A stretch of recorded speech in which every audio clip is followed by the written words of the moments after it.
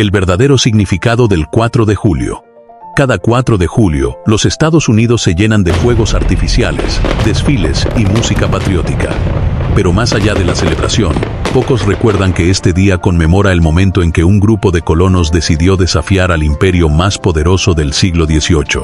La historia del 4 de julio es, en realidad, la historia del nacimiento de una idea, la libertad como derecho universal.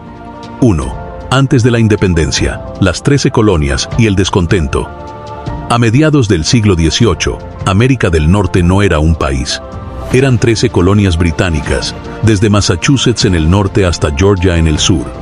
Cada colonia tenía su propio gobierno local, pero todas dependían del rey Jorge III de Inglaterra. Los colonos trabajaban, comerciaban y pagaban impuestos, pero no tenían representación en el Parlamento británico. Esa injusticia se resumía en una frase que se haría famosa: "No taxation without representation". No hay impuestos sin representación. Tras la costosa Guerra de los 7 años, 1756 hasta 1763, el gobierno británico impuso nuevos tributos, el Acta del Timbre, el impuesto al té y otros decretos que los colonos consideraron abusivos. Las tensiones estallaron en protestas, como el motín del té en Boston de 1773, cuando los colonos arrojaron cargamentos de té al puerto en señal de rebeldía. La respuesta de Londres fue enviar más soldados y castigar a Boston. El conflicto ya era inevitable. 2. El Congreso Continental y la decisión de romper con Inglaterra. En 1775 comenzó la Guerra de Independencia. Los enfrentamientos entre milicias coloniales y tropas británicas en Lexington y Concord marcaron el punto sin retorno. Un año después, los líderes de las colonias se reunieron en Filadelfia, en lo que se llamó el Segundo Congreso Continental. Allí, hombres como George Washington, John Adams, Benjamin Franklin y Thomas Jefferson debatieron si seguir negociando con el rey o separarse definitivamente. La mayoría sabía que esa decisión equivalía a firmar su propia sentencia de muerte. Aún así, el 2 de julio de 1776, el Congreso votó por la independencia, y 2 días después, el 4 de julio, aprobaron formalmente el documento que lo declaraba al mundo: la Declaración de Independencia. 3. La Declaración, una revolución de ideas. El texto principal fue escrito por Thomas Jefferson, con revisiones de Adams y Franklin. Comenzaba con una frase que cambiaría la historia. Sostenemos que estas verdades son evidentes por sí mismas, que todos los hombres son creados iguales, que están dotados por su creador de ciertos derechos inalienables.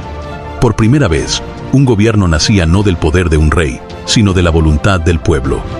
Era una idea tan radical que incluso muchos europeos la consideraron peligrosa. El documento enumeraba los abusos del rey Jorge III y justificaba el derecho de los pueblos a rebelarse contra la tiranía. Cada firma al pie del pergamino fue un acto de valor.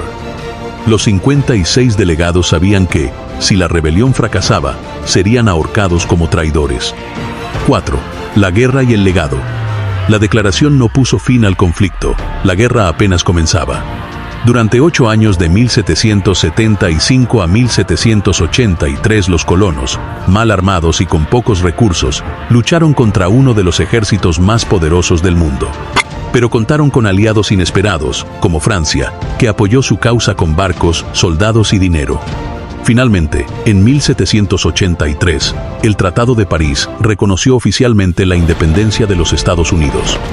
El 4 de julio se convirtió, con el tiempo, en símbolo de independencia, democracia y derechos civiles no solo en América, sino en todo el mundo. Hoy, al escuchar los fuegos artificiales, recordamos no solo el nacimiento de una nación, sino de un principio universal: que la libertad no se concede, se conquista. Para cerrar, el 4 de julio de 1776 fue más que un día de firmas y discursos. Fue el momento en que un grupo de hombres comunes declaró al mundo que el poder no pertenece a los reyes, sino a los pueblos. Por eso, cada chispa en el cielo celebra mucho más que una fiesta. Celebra la valentía de quienes creyeron que la libertad valía la lucha.